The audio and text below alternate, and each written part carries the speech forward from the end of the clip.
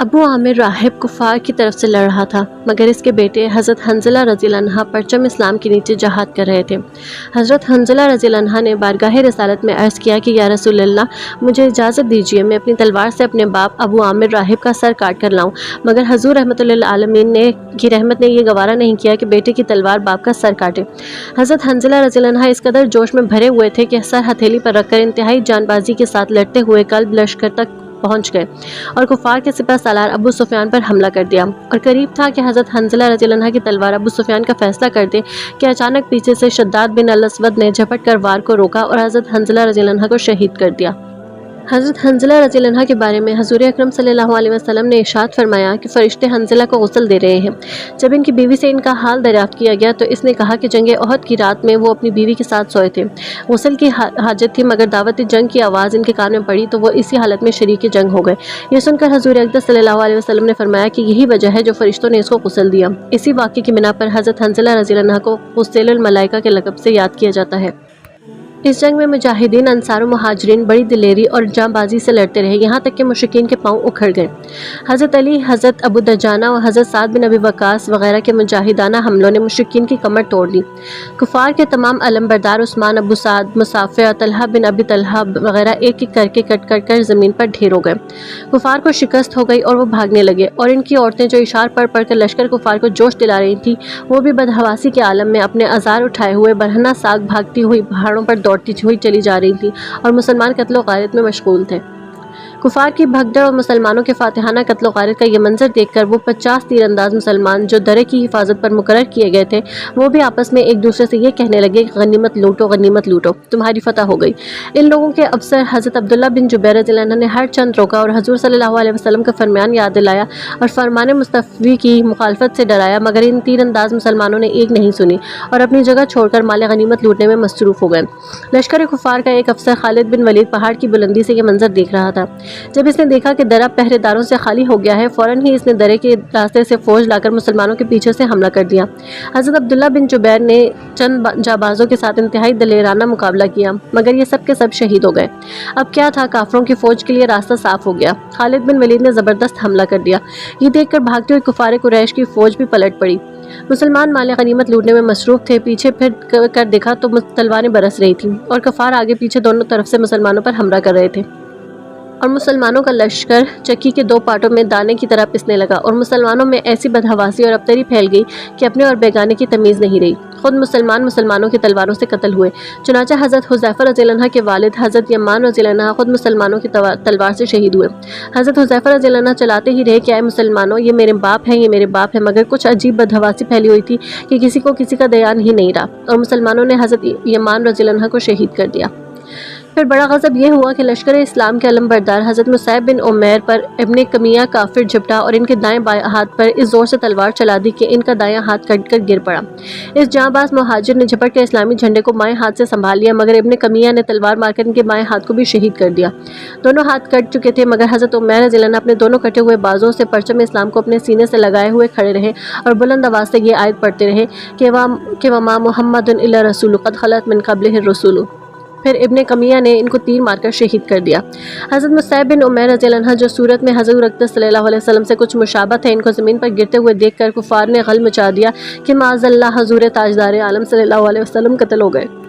اللہ اکبر! اس آواز نے غضب ہی ٹھا دیا۔ مسلمان یہ سن کر بالکل ہی سیر سما اور پراگندہ دماغ ہو گئے اور میدان جنگ چھوڑ کر بھاگنے لگے۔ بڑے بڑے بہادروں کے پاؤں کھڑ گئے اور مسلمانوں میں 3 گروہ ہو گئے۔ کچھ لوگ تو بھاگ کر مدینے کے قریب پہنچ گئے، کچھ لوگ سہم کر مدعا دل ہو گئے، جہاں تھے وہیں رہ گئے، اپنی جان بچاتے رہے یا جنگ کرتے رہے۔ کچھ لوگ جن کی تعداد تقریباً 12 تھی، وہ رسول اللہ صلی اللہ علیہ وسلم کے ساتھ ثابت قدم رہے۔ اس ہلچل اور بھگدڑ میں بہت سے لوگوں نے تو بالکل ہی ہمت ہار دی، اور جو جہاں بازی کے ساتھ لڑنا چاہتے تھے وہ بھی دشمنوں کے 2 طرفہ حملوں کے نرغے میں پھنس کر مجبور و لاچار ہو چکے تھے۔ تاجدار دو عالم صلی اللہ علیہ وسلم کہاں ہیں اور کس حال میں ہیں، کسی کو اس کی خبر نہیں تھی۔ حضرت علی شیر خدا رضی اللہ عنہ تلوار چلاتے اور دشمنوں کی صفوں کو درہم برہم کرتے چلے جاتے تھے، مگر وہ ہر طرف مڑ مڑ کر رسول اللہ صلی اللہ علیہ وسلم کو دیکھتے تھے، مگر جمال نبوت نظر نہ آنے سے وہ انتہائی اضطراب و بے قراری کے عالم میں تھے۔ حضرت انس رضی اللہ عنہ کے چچا حضرت انس بن نضر رضی اللہ عنہ لڑتے لڑتے میدان جنگ سے بھی کچھ آگے نکل پڑے۔ وہاں جا کر دیکھا کہ کچھ مسلمانوں نے مایوس ہو کر ہتھیار پھینک دیے ہیں۔ حضرت انس بن نضر نے پوچھا کہ تم لوگ یہاں بیٹھے کیا کر رہے ہو؟ لوگوں نے جواب دیا کہ اب ہم لڑ کر کیا کریں گے، جن کے لیے لڑتے تھے وہ تو شہید ہو گئے۔ حضرت انس بن نضر نے فرمایا کہ اگر واقعی رسول خدا شہید ہو چکے تو پھر ہم ان کے بعد زندہ رہ کر کیا کریں گے؟ چلو ہم بھی اسی میدان میں شہید ہو کر حضور صلی اللہ علیہ وسلم کے پاس پہنچ جائیں۔ یہ کہہ کر آپ دشمنوں کے لشکر میں لڑتے ہوئے گھس گئے اور آخری دم تک انتہائی جوش جہاد اور جہاں بازی کے ساتھ جنگ کرتے رہے، یہاں تک کہ شہید ہو گئے۔ لڑائی ختم ہونے کے بعد جب ان کی لاش دیکھی گئی تو 80 سے زیادہ تیر و تلوار اور نیزوں کے زخم ان کے بدن پر تھے۔ کافروں نے ان کے بدن کو چھلنی بنا دیا تھا اور ناک کان وغیرہ کاٹ کر ان کی صورت بگاڑ دی تھی۔ کوئی شخص ان کی لاش کو پہچان نہ سکا، صرف ان کی بہن نے ان کی انگلیوں کو دیکھ کر ان کو پہچانا۔ اسی طرح حضرت ثابت بن دہتہ رضی اللہ عنہ نے مایوس ہو جانے والے انصاریوں سے کہا کہ اے جماعت انصار، اگر بالفعل رسول اکرم صلی اللہ علیہ وسلم شہید بھی ہو گئے تو تم ہمت کیوں ہار گئے؟ تمہارا اللہ تو زندہ ہے، لہٰذا تم لوگ اٹھو اور اللہ کے دین کے لیے جہاد کرو۔ یہ کہہ کر آپ نے چند انصاریوں کو اپنے ساتھ لیا اور لشکر کفار پر بھوکے شیروں کی طرح حملہ آور ہو گئے اور آخر خالد بن ولید کے نیزے سے جام شہادت نوش کر لیا۔ جنگ جاری تھی اور جانثار اسلام جو جہاں تھے وہیں لڑائی میں مصروف تھے، مگر سب کی نگاہیں انتہائی بے قراری کے ساتھ جمال نبوت کو تلاش کرتی تھی۔ عین مایوسی کے عالم میں سب سے پہلے جس نے تاجدار دو عالم صلی اللہ علیہ وسلم کا جمال دیکھا وہ حضرت کعب بن مالک کی خوش نصیب آنکھیں ہیں۔ انہوں نے حضور صلی اللہ علیہ وسلم کو پہچان کر مسلمانوں کو پکارا کہ اے مسلمانوں ادھر آؤ، رسول خدا یہ ہے۔ اس آواز کو سن کر تمام جانثاروں میں جان پڑ گئی اور ہر طرف سے دوڑ دوڑ کر مسلمان آنے لگے۔ کفار نے بھی ہر طرف سے حملہ روک کر رحمت عالم صلی اللہ علیہ وسلم پر قاتلانہ حملہ کرنے کے لیے سارا زور لگا دیا۔ لشکر کفار کا دل بادل ہجوم کے ساتھ امنڈ پڑا اور بار بار مدنی تاجدار صلی اللہ علیہ وسلم پر یہ الگار کرنے لگا، مگر ذوالفقار کی بجلی سے یہ بادل پھٹ پھٹ کر رہ جاتا تھا۔ ایک مرتبہ کفار کا ہجوم حملہ آور ہوا تو سرور عالم صلی اللہ علیہ وسلم نے فرمایا کہ کون ہے جو میرے اوپر اپنی جان قربان کرتا ہے؟ یہ سنتے ہی حضرت زیاد بن سکن رضی اللہ عنہ 5 انصاریوں کو ساتھ لے کر آگے بڑھے اور ہر ایک نے لڑتے ہوئے اپنی جانیں فدا کر دی۔ حضرت زیاد بن سکن رضی اللہ عنہ زخموں سے لاچار ہو کر زمین پر گر پڑے تھے، مگر کچھ جان باقی تھی۔ حضور صلی اللہ علیہ وسلم نے حکم دیا کہ ان کی لاش کو میرے پاس اٹھا لاؤ۔ جب لوگوں نے ان کی لاش کو بارگاہ رسالت میں پیش کیا تو حضرت زیاد بن سکن نے کھسک کر محبوب خدا کے قدموں پر اپنا منہ رکھ دیا اور اسی حالت میں ان کی روح پرواز کر گئی۔ اللہ اکبر! حضرت زیاد بن سکن کی اس موت پر لاکھوں زندگیاں قربان، سبحان اللہ۔ اس گھمسان کی لڑائی اور مار دھاڑ کے ہنگاموں میں ایک بہادر مسلمان کھڑا ہوا، نہایت بے پرواہی کے ساتھ کھجوریں کھا رہا تھا۔ ایک دم آگے بڑھا اور عرض کیا کہ یا رسول اللہ، اگر میں اس وقت شہید ہو جاؤں تو میرا ٹھکانہ کہاں ہوگا؟ آپ نے ارشاد فرمایا کہ تو جنت میں جائے گا۔ وہ بہادر اس فرمان بشارت کو سن کر مسط و مسجود ہو گیا، ایک دم کفار کے ہجوم میں کود پڑا اور ایسی شجاعت کے ساتھ لڑنے لگا کہ کافروں کے دل دہل گئے۔ اسی طرح جنگ کرتے کرتے شہید ہو گیا۔ حضرت عمرو بن جموع انصاری لنگڑے تھے۔ یہ گھر سے نکلتے وقت یہ دعا مانگ کر چلے تھے کہ یا اللہ، مجھ کو میدان جنگ سے اہل و عیال میں آنا نصیب مت کر۔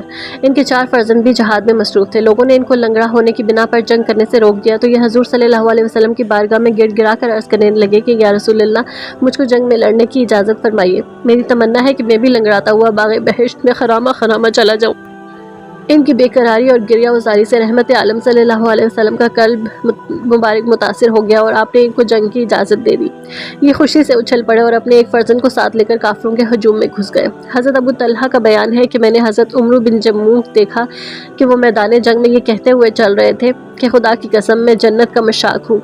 ان کے ساتھ ساتھ ان کو سہارا دیتے ہوئے ان کا لڑکا بھی انتہائی شجاعت کے ساتھ لڑ رہا تھا، یہاں تک کہ یہ دونوں شہادت سے سرفراز ہو کر باغ بہشت میں پہنچ گئے۔ لڑائی ختم ہو جانے کے بعد ان کی بیوی ہند زوجہ عمرو بن جموع میدان جنگ میں پہنچے اور اس نے ایک اونٹ پر ان کی اور اپنے بھائی اور بیٹے کی لاش کو لاد کر دفن کے لیے مدینہ لانا چاہا تو ہزاروں کوششوں کے باوجود کسی طرح بھی وہ اونٹ ایک قدم بھی مدینے کی طرف نہیں چلا، بلکہ وہ میدان جنگ ہی کی طرف بھاگ بھاگ کر جاتا رہا۔ ہند نے جب حضور صلی اللہ علیہ وسلم سے یہ ماجرا عرض کیا تو آپ صلی اللہ علیہ وسلم نے بتایا کہ یہ بتا کہ عمرو بن جموع نے گھر سے نکلتے وقت کچھ کہا تھا؟ ہند نے کہا کہ جی ہاں، وہ یہ دعا کر کے گھر سے نکلے تھے کہ یا اللہ، مجھ کو میدان جنگ سے اہل و عیال میں آنا نصیب مت کر۔ آپ نے ارشاد فرمایا کہ یہی وجہ ہے کہ اونٹ مدینے کی طرف نہیں چل رہا ہے۔ اس طرح سیمگی اور پریشانی کے عالم میں جبکہ بکھرے ہوئے مسلمان ابھی رحمت عالم کے پاس جمع بھی نہیں ہوئے تھے کہ عبداللہ بن کمیہ جو قریش کے بہادروں میں بہت ہی نامور تھا، اس نے ناگہاں حضور صلی اللہ علیہ وسلم کو دیکھ لیا، ایک دم بجلی کی طرح صفوں کو چیرتا ہوا آیا اور تاجدار دو عالم پر قاتلانہ حملہ کر دیا۔ ظالم نے پوری طاقت سے آپ کے چہرہ انور پر تلوار ماری جس سے خود کی 2 کڑیاں رخ انور میں چبھ گئیں۔ ایک دوسرے کافر نے آپ کے چہرہ اقدس پر ایسا پتھر مارا کہ آپ کے 2 دندان مبارک شہید اور نیچے کا مقدس ہونٹ زخمی ہو گیا۔ اسی حالت میں ابی بن خلف ملعون اور अपने घोड़े पर सवार होकर आपको शहीद कर देने की नीयत से आगे बढ़ा। हुजूर अक़दस सल्लल्लाहु अलैहि वसल्लम ने अपने एक जानिसार सहाबी हज़रत हारिस बिन समा रज़ियल्लाहु अन्हु से एक छोटा सा नेज़ा लेकर अबी बिन खल्फ की गर्दन पर मारा, जिससे वो तिलमिला गया। गर्दन पर बहुत मामूली ज़ख्म आया और वो भाग निकला, मगर अपने लश्कर में जाकर अपनी गर्दन के ज़ख्म के बारे में लोगों से अपनी तकलीफ़ और परेशानी ज़ाहिर करने लगा और बेपनाह नाकाबिले बर्दाश्त दर्द की शिकायत करने लगा। इस पर इसके साथियों ने कहा कि ये तो मामूली खराश है, तुम इस कदर परेशान क्यों हो? इसने कहा कि तुम लोग नहीं जानते कि एक मरतबा मुझसे मोहम्मद ने कहा था कि मैं तुमको कत्ल करूँगा, इसलिए। ये तो बहरहाल ज़ख्म है, मेरा तो एतकाद है कि अगर वो मेरे ऊपर थूक देते तो भी मैं समझ लेता कि मेरी मौत यकीनी है। इसका वाक़या यह है कि अबी बिन खल्फ ने मक्का में एक घोड़ा पाला था, जिसका नाम इसने ओद रखा था। वो रोज़ाना इसको चराता था और लोगों से कहता था कि मैं इसी घोड़े पर सवार होकर मोहम्मद को कत्ल करूँगा। जब हज़ूर सल्लल्लाहु अलैहि वसल्लम को इसकी खबर हुई तो आपने फरमाया कि इंशाअल्लाह मैं अबी बिन खल्फ को कत्ल करूँगा। चुनांचे अबी बिन खल्फ अपने इसी घोड़े पर चढ़कर जंग ओहद में आया था, जो ये वाक़या पेश आया। अबी बिन खल्फ नेज़े के ज़ख्म से बेकरार होकर रास्ता भर तड़पता रहा और बिलबिलाता रहा, यहाँ तक कि जंग ओहद से वापस आते हुए मकाम सर्फ में मर गया। इस तरह इब्ने कुमैया मलऊन, जिसने हज़ूर सल्लल्लाहु अलैहि वसल्लम के रुख़ अनवर पर तलवार चला दी थी, एक पहाड़ी बकरे को खुदावंद कहारो जब्बार ने इस पर मुसल्लत फरमा दिया और इसने इसको सींग मार मार कर छलनी बना डाला और पहाड़ की बुलंदी से नीचे गिरा दिया, जिससे इसकी लाश टुकड़े टुकड़े होकर ज़मीन पर बिखर गई। जब हज़ूर अकरम सल्लल्लाहु अलैहि वसल्लम ज़ख्मी हो गए तो चारों तरफ से कुफ़ार ने आप पर तीर और तलवार का वार शुरू कर दिया और कुफ़ार का बेपनाह हुजूम आपके हर चार तरफ से हमला करने लगा, जिससे आप कुफ़ार के डरके में महसूर होने लगे। ये मंजर देखकर जानिसार सहाबा का जोश जानिसारी से खून खोलने लगा और वो अपना सर हथेली पर रखकर आपको बचाने के लिए इस जंग की आग में कूद पड़े और आपके गिर्द एक हल्का बना लिया। हज़रत अबू दजाना झुक कर आपके लिए ढाल बन गए और चारों तरफ से जो तलवारें बरस रही थी इनको अपनी पुश्त पर लेते रहे और आप तक किसी तलवार या नेज़े की मार को पहुंचने ही नहीं देते थे। हज़रत तलहा की जानिसारी का यह आलम था कि वो कुफ़ार के तलवारों के वार को अपने हाथ पर रोकते थे, यहाँ तक कि इनका एक हाथ कटकर शल हो गया और इनके बदन पर 35 या 39 ज़ख्म लगे। जानिसार सहाबा ने हज़ूर सल्लल्लाहु अलैहि वसल्लम की हिफाजत में अपनी जानों की परवाह नहीं की और ऐसी बहादुरी और जांबाजी से जंग करते रहे कि तारीख़ आलम में इसकी मिसाल नहीं मिल सकती। हज़रत अबू तलहा निशानाबाजी में मशहूर थे। इन्होंने इस मौके पर इस कदर तीर बरसाए कि कई कमानें टूट गईं। इन्होंने हज़ूर सल्लल्लाहु अलैहि वसल्लम को अपनी पीठ के पीछे बिठा लिया ताकि दुश्मनों के तीर या तलवार का कोई वार आप पर ना आ सके। कभी कभी आप दुश्मनों की फौज को देखने के लिए गर्दन उठाते तो हज़रत तलहा रज़ियल्लाहु अन्हु अर्ज़ करते कि या रसूल अल्लाह, मेरे माँ बाप आप पर कुर्बान, आप गर्दन न उठाएं, कहीं ऐसा ना हो कि दुश्मनों का कोई तीर आपको लग जाए। या रसूल अल्लाह, आप मेरी पीठ के पीछे ही रहे, मेरा सीना आपके लिए ढाल बना हुआ है। हज़रत कतादा बिन नुमान अंसारी हज़ूर सल्लल्लाहु अलैहि वसल्लम के चेहरा अनवर को बचाने के लिए अपना चेहरा दुश्मनों के सामने किए हुए थे।